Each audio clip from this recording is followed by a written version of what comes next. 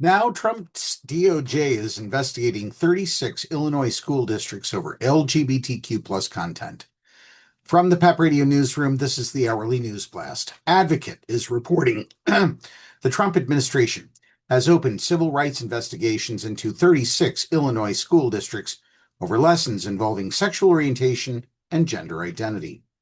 The Justice Department announced Thursday that its Civil Rights Division will investigate whether districts expose students to what the administration calls sexual orientation and gender ideology content without adequately notifying parents or allowing them to opt their children out. Federal officials also said they will examine whether schools permit transgender students to use bathrooms, locker rooms, or sports teams aligned with their gender identity rather than sex assigned at birth. The investigations target districts from across the state, including Bloomington Public Schools District 87, Ridgeview Community Unit School District 19, DeKalb Community Unit School District 428, and the Noble Network of Charter Schools in Chicago, according to the Justice Department. This Department of Justice is determined to put an end to local school authorities keeping parents in the dark about how sexuality and gender ideology are being pushed in classrooms, Assistant Attorney General Harmeet K. Dillon said in a statement released by the department. What Harmeet isn't saying is how threatening and mean and vulgar students and some teachers can be on the playground, out in the field, outside of the classroom, to students who happen to be gay or queer in some way. The Justice Department doesn't want to talk about that at all. The announcement did not specify any books, lesson plans, or incidents that prompted the investigations. The department also stressed that investigators have not reached any conclusions about whether the districts violated federal law.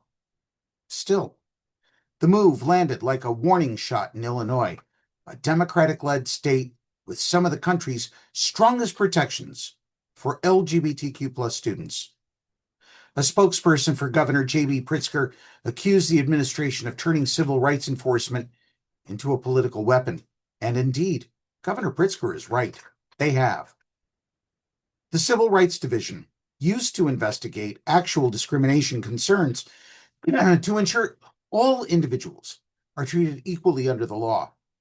But they're now focused on belittling the rights and humanity of LGBTQ plus communities, the spokesperson said, according to local outlet WIFR.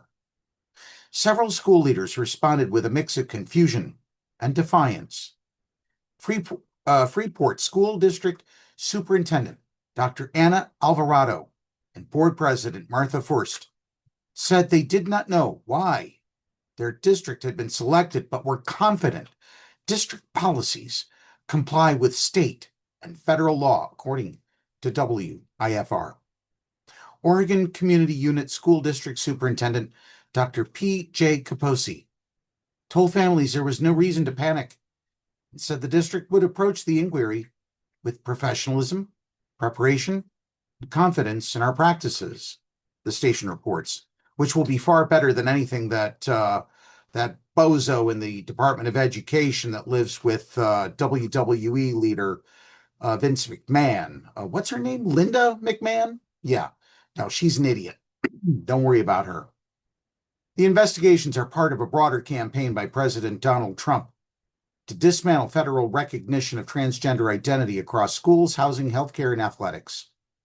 In other words, he wants to wipe out the entire LGBTQ plus community. We're not going to let him.